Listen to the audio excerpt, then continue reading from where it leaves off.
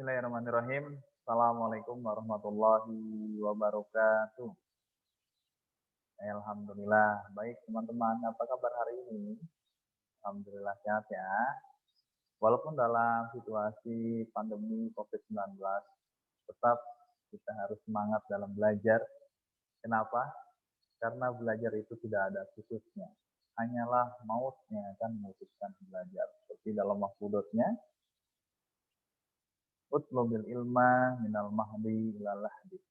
Tuntutlah ilmu dari buayan sampai ke liang lahat. Ya, jadi teman-teman harus semangat ya untuk belajar. Baik teman-teman, insya Allah kita akan belajar pagi hari ini yaitu tentang pendidikan agama Islam PAI kelas 7. Yang akan kita bahas pada pagi hari ini yaitu ada di bab 3. Baik, sebelum kita masuk ke bab 3, di sini nanti teman-teman silahkan mengamati seperti dahulu, kira-kira judul yang akan Bapak sampaikan hari ini kira-kira apa? Atau menyangkut tentang apa? Baik, silahkan dilihat ya. Nanti Bapak akan share screen.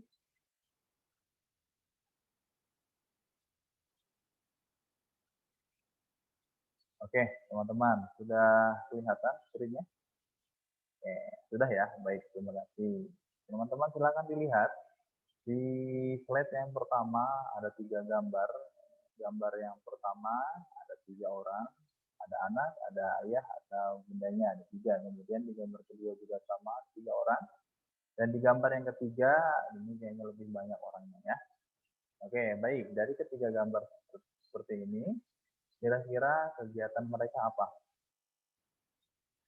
Gimana, Adit? Ya, betul. Mereka kegiatannya sama-sama yaitu membersihkan atau bebersih. Oke, kita lanjut ke gambar yang kedua. Nah, ada gambar apa di sini, teman-teman? Lihat. Ini ada gambar rumah, ada gambar tanaman, dan lihat keadaan jalannya. Kemudian di gambar yang kedua, dilihat gimana keadaannya. Dan yang ketiga, dilihat bagaimana keadaannya. Oke, gimana? Bersih? Ya, bersih.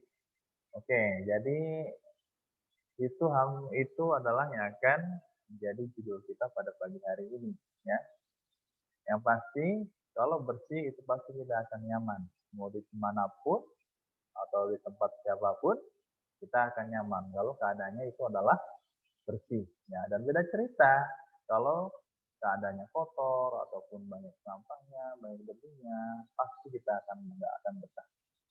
Ya, oke. Kira-kira apa judul kita pada pagi hari ini, teman-teman? Nah, silakan kita lihat ya. Oke, judul kita pada pagi hari ini. Nah, yaitu adalah semua bersih, hidup jadi nyaman. Nah, tolong Bapak akan membahas tentang judul ini. Oke, baik teman-teman diperhatikan ya. Oke teman-teman, lanjut.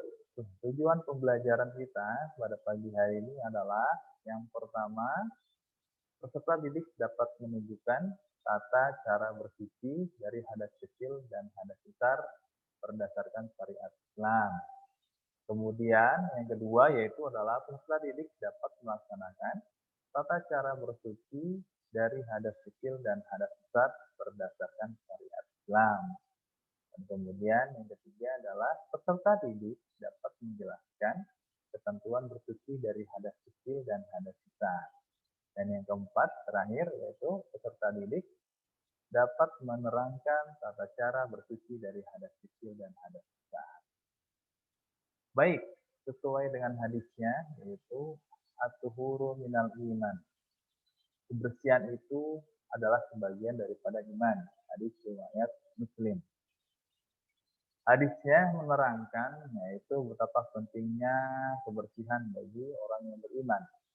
Dikatakan dia beriman yaitu disebut karena kalau ia peduli dengan kebersihan. Tapi kalau dia tidak peduli dengan kebersihan, apakah dia akan dikatakan beriman? Ya, kita lihat saja hadisnya ya.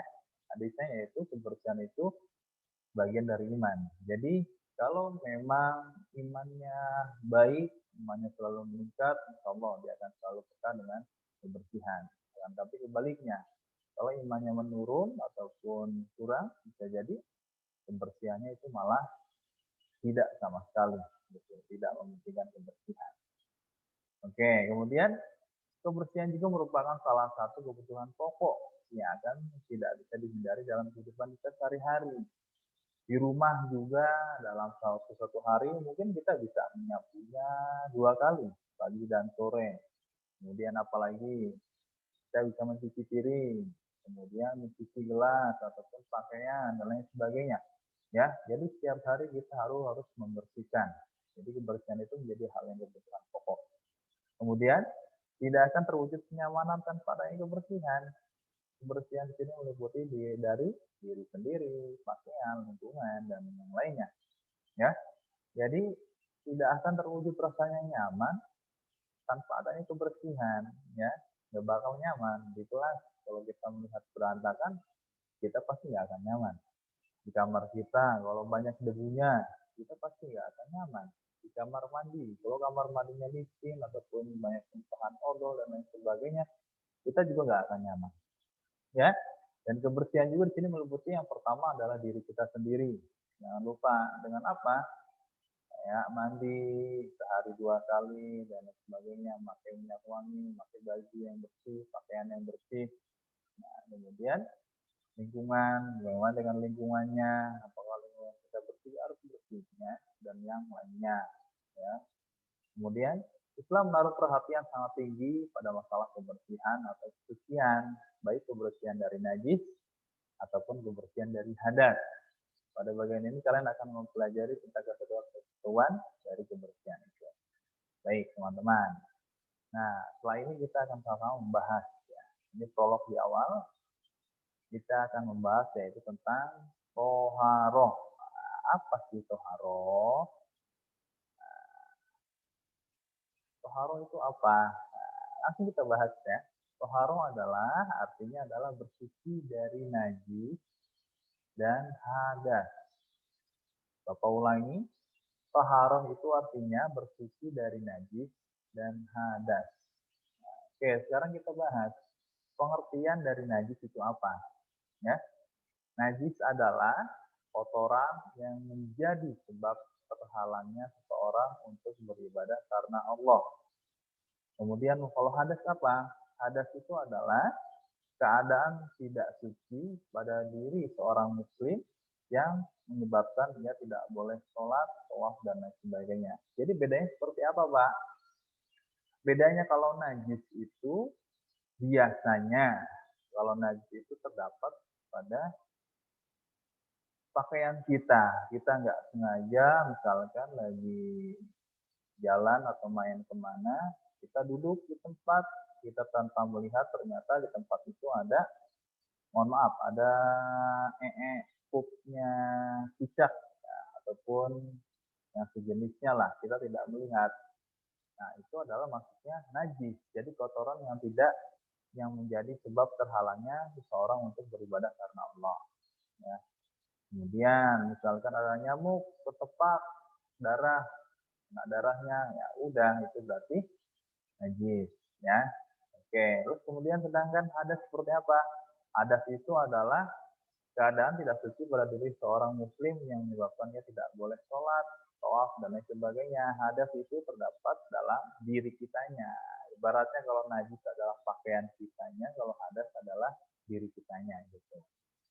Oke, kemudian di sini toharoh dibagi menjadi 2 macam. Yang pertama adalah toharoh dari najis, yang kedua adalah toharoh dari hadas.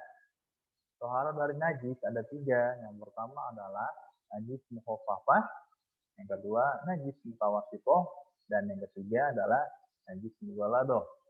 Dan dari toharoh dari hadas yaitu ada 2. Yang pertama adalah hadas kecil dan yang kedua adalah hadas besar. Lanjut. Oke, toharoh dari najis. Nah, yang pertama adalah najis mukhafafah, yaitu najis yang paling ringan. Pengertiannya adalah najis mukhafafah adalah najis yang ringan seperti air seni bayi laki-laki yang belum berumur 2 tahun dan belum makan apapun selain air susu ibu. Nah, ini najisnya, yaitu contohnya di sini adalah najis air kencing laki-laki dan dia belum berumur kurang dari 2 tahun dan belum makan selain ASI, yaitu air susu ibu. Nah, cara bila pada saat itu kita lagi menggendong bayi, kemudian kita kena air seninya, cara mencucikannya seperti apa? Sangat mudah, ya. Cukup dengan membersihkan atau mengusapkan air yang suci pada permukaan yang terkena najis. Cukup seperti itu saja, ya. Karena najis pokok itu najis yang sangat ringan.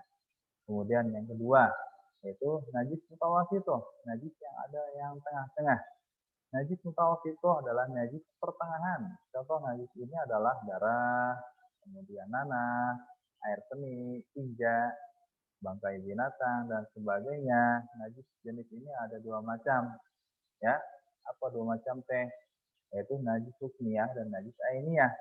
Kalau najis hukmiyah adalah najis yang diyakini adanya tetapi tidak ada wujudnya atau zatnya, bau dan rasanya. Cara mencucikannya adalah cukup dengan mengalirkan air pada benda yang terkena najis.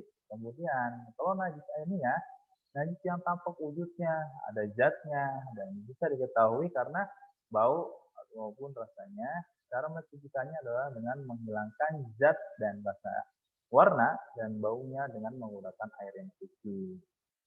Kemudian yang ketiga adalah najis mughalladhah.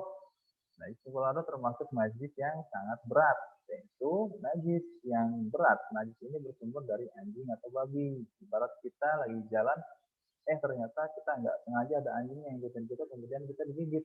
Nah, cara mencucikannya seperti apa? Yaitu membasuh sebanyak 7 kali, 1 kali diantaranya menggunakan air tanah yang dicampur dengan air yang dicampur dengan tanah. Seperti itu ya teman-teman. Dan kemudian sekarang hadas.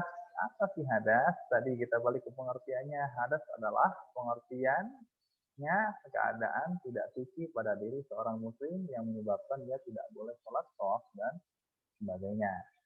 Ini ada dua. Yang pertama adalah hadas kecil. Hadas kecil apa saja teman-teman? Yang pertama, keluarnya sesuatu dari kobul, yaitu kemaluan kita, dan dubur. Biasanya kalau laki-laki itu kalau malam itu suka mimpi ya, ada mimpi atau pas bangun basah ataupun dubur atau pup dan sebagainya gitu. Kemudian yang kedua, menyentuh kobul, menyentuh kemaluan dan dubur tanpa penghalang. Kita sudah dalam posisi wudhu, cuman kita memegang kemaluan kita ataupun dubur kita karena pada saat itu aduh gatel kayaknya nih. Ya udah, otomatis kita harus mencucikannya lagi. Kemudian yang ketiga, bersentuh laki-laki dan perempuan yang bukan muhrim. Itu juga tidak boleh karena itu termasuk hadas. Dan yang keempat adalah hilang akal. Oke, cara mencucikan hadas kecil adalah gampang, teman-teman. Tinggal berwudu. Apabila tidak ada air karena sesuatu maka bisa tayamum. Cukup dengan wudu. Kalau tidak ada air maka bisa tayamum. Kemudian hadis yang kedua yaitu hadas besar. Contohnya apa? Hubungan suami istri, kemudian keluarnya mani, kemudian haid bagi perempuan, melahirkan bagi perempuan, nifas bagi perempuan, dan meninggal dunia. Ya, hadas besar dengan apa cara mencucikannya? Yaitu dengan mandi wajib, yaitu membasahi seluruh tubuh dari ujung rambut sampai ke ujung kaki. Ya, apabila tidak ada air atau suatu hal maka bisa dengan tayamum.